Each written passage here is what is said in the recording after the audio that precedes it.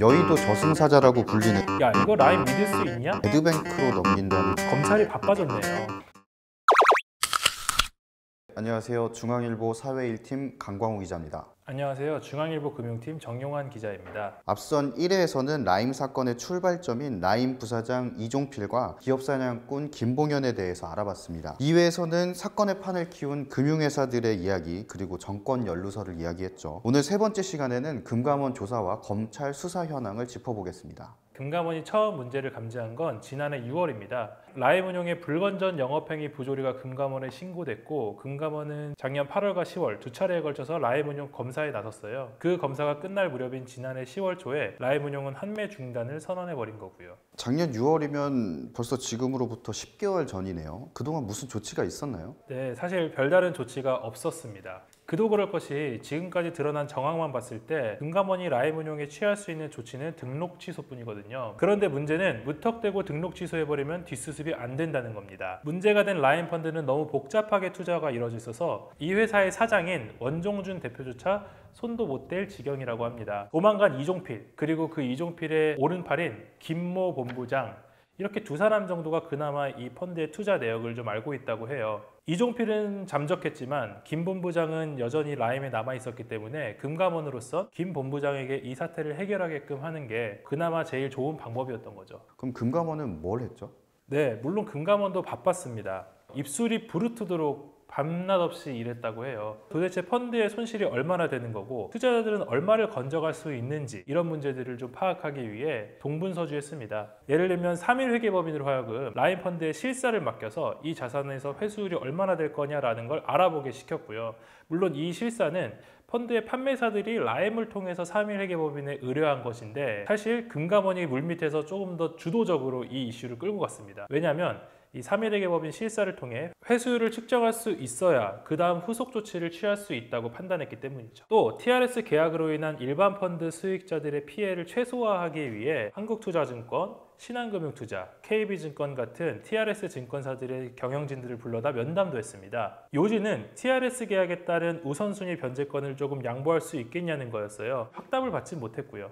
최근 그 라임 환매 중단 펀드를 배드뱅크로 넘긴다는 이야기가 있는데 이건 뭐죠? 네, 여기에는 금감원의 아픈 과거가 깃들어 있습니다. 금감원이 그동안 이종필의 오른팔인 김 본부장에게 펀드 관리를 맡겼다고 말씀드렸잖아요. 그런데 김 본부장이 금감원의 서슬퍼런 검사가 진행되고 있던 지난 1월 라임의 환매 중단 펀드에서 195억 원을 빼내 김봉현 회장의 스타모빌리티로 넣어준 겁니다. 김봉현 회장은 바로 그 다음날 이 돈을 빼가지고 도주했어요. 그러니까 사실상 김봉현의 횡령 자금을 이 김 본부장이 대준 거죠. 금감원은 눈뜨고 당했고요. 네, 맞습니다. 그 김 본부장은 얼마 전 이 일 때문에 검찰에 체포됐고 최근에는 구속 기소까지 됐습니다.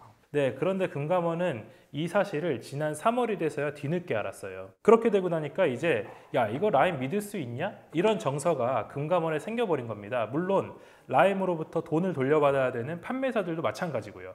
그래서 그냥 라임을 등록 취소해서 없애버리고 판매사들이 주도적으로 운용사 하나를 설립해서 관리가 필요한 라임의 펀드들을 가져오자, 이런 논의가 시작된 겁니다. 그게 바로 지금 얘기되는 배드뱅크예요. 네, 그렇군요. 지금부터는 검찰 수사 현황을 좀 짚어보겠습니다. 라임 관련 검찰 수사는 여의도 저승사자라고 불리는 서울 남부지검의 증권범죄 합동수사단이 시작을 했습니다. 그게 바로 작년 11월입니다. 라임이 펀드 투자금을 돌려주지 못한다고 선언한 게 작년 10월이니까 그 바로 한 달 뒤입니다. 합수단은 라임이 투자한 코스닥 상장사 리드 사무실을 압수수색하는데요. 800억 원대 횡령 사건이 발생했는데 라임 부사장 이종필이 여기에 연루됐다는 의혹을 들여다보기 위해서였죠. 이때 이종필이 도주하지 않나요? 네, 그게 저는 검찰이 뼈아픈 실수를 한 거라고 생각을 하는데요. 이종필은 지난해 11월 15일 구속영장 실질심사 전날 도주를 하게 됩니다. 당시에는 부산으로 도주해 해외로 밀항을 했다는 보도도 많았는데 저희 취재 결과에 따라서도 부산에 간 바로 다음 날 서울로 올라와 서울 광진구의 한 호텔에 연말까지 머물렀다고 해요. 그 이후 행적은 이종필의 도주를 도운 김봉현 운전기사의 공소장에서 드러났는데요. 올해 1월 중순 이 운전기사는 이종필을 명동에서 만나 강원도 정선의 리조트까지 데리고 갔다는 내용도 나와 있습니다. 사실 이종필과 김봉현은 도주하기 전에 삼성동 스타모빌리티 사무실에서 매일 밤마다 무언가 모의를 했다고도 합니다. 두 사람이 도주를 미리 모의를 했다는 정황이 될 수 있겠죠. 투자자들은 이종필이 도주하고 나서부터 야, 이거 문제가 심각하겠구나 라는 걸 인식했던 것 같은데요.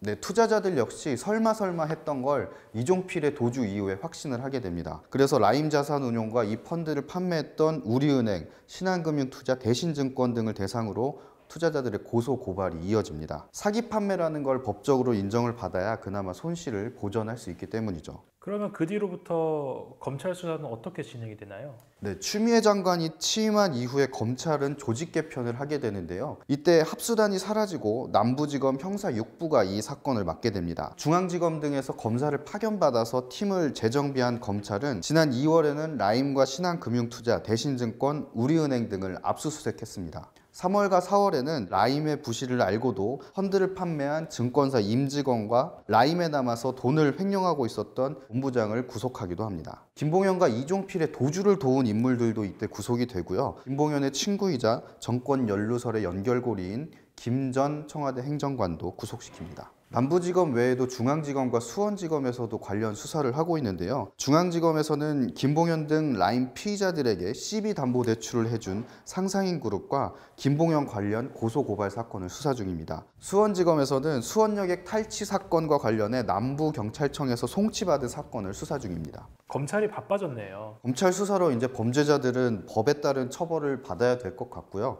근데 또 중요한 건 투자자들의 손실이 어떻게 또 보전되느냐인 것 같은데 그건 어떤가요? 네, 맞습니다. 금감원은 최근 라임펀드에 대해 판매사가 투자자들의 피해를 보전해주는 분쟁 조정 절차를 시작했습니다.